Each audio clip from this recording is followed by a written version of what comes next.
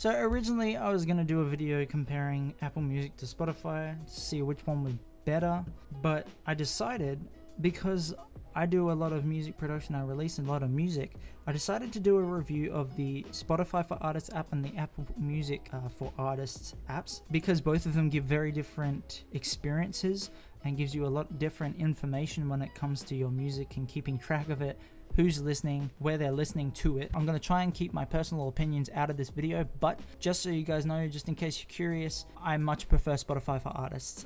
I just find that's a lot better. It gives me a lot more information, but we'll get into that. But other than that, my personal opinions out. We're going to start with Apple Music for Artists. So this is what you're going to see as soon as you get in. You're going to see your artists. You can have multiple ones if you're associated with multiple artists, but for now it's just me. Then it shows me my analytics. I only have one play and one listener for this song. Majority of my following is on Spotify, but then this song has been the only one that's actually come out on iTunes so far. I have another single that should be there in the next couple of weeks, but then I released a full album 10 months ago. I released the single 2 months ago or a month and a half ago. I released the other single or the other album I had 10 months ago, and it's still not on Apple Music. I don't know what the issue is there. I never got told anything, never got told that there was an issue with my music, so I'm not sure what's up with that. So if there is any other options or tabs that comes up on Apple Music for Artists later on, if you get to have more of a following, please let me know in the comments, because I'm not at that point with Apple Music yet. But as far as I'm concerned here, all I have is plays, listeners, purchases, and Shazams. And then you have the countries and regions where your music is being listened to, and then it has your songs, like your top songs and things like that. But at this point it's only the one single.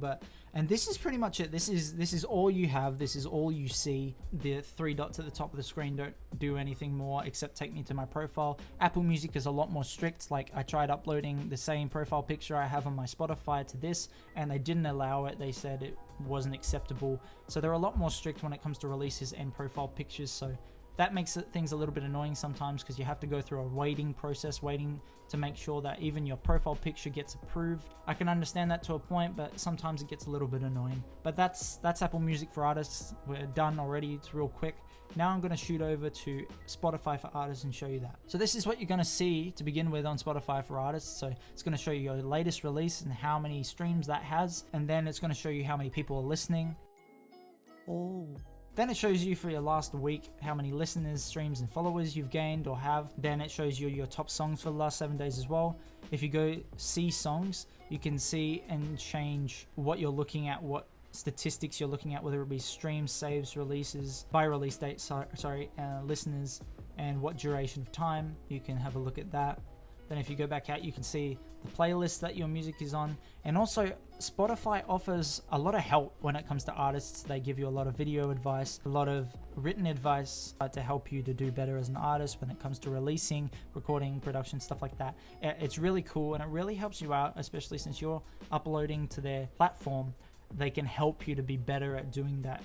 So it's sort of a help me to help you situation, which I really like. Spotify has a better interaction with their artists. But then the next tab you're going to see is basically what we saw before. It can show you your releases and your streams depending on all-time streams or date of release or what playlists you have. Then the next tab I really like, because it shows you all your analytics. So it shows you my listeners, streams, then it shows you your followers as well. Oh, we're getting up there. Look at that, it's going up. Then you can see where people are finding your music, how they're listening to it, so that's cool. And then it shows you who exactly is listening to your music, so it gives you all these details here. Then if you go down, then it shows you your countries and even your cities, so it gets a little bit more specific in that area. But I think giving you all this information about your audience is really cool, because you know who your music is appealing to the most, and therefore you can cater your music to appeal to a different audience, or you can do more to appeal to the audience that is already listening to you. But then you have the artist tab, so you can have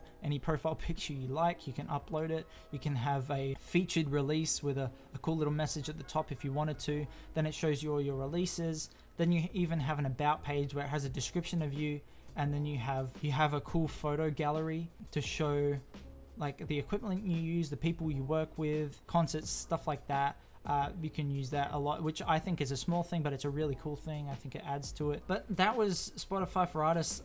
Again, my personal preference is Spotify for Artists because all the extra information it gives you, and also the fact that Spotify is interacting with its artists and it's helping them to get better and to improve their releasing and all that. And it tells you like what days to release your music and things like that. They have full YouTube videos from artists and people who work at Spotify explaining how to do things properly and how to do them well, which I think is really cool because it helps you out as an artist, gives you some information, especially if you're independent and you don't know exactly what you're doing yet. But Apple Music, I'm sorry, it doesn't help me out very much. I use both Apple Music and Spotify for listening and stuff like that, but when it comes to the artist apps, I have to use both because I have to check up on my statistics for both apps, and you want to upload your music to as many platforms as possible, but Spotify takes the cake for this one. Anyway guys, if you're an artist or if you're not an artist, hopefully I gave you a bit of an insight into both of these applications. I upload new videos every Wednesday, so feel free to subscribe to have a look at that. Anyway guys,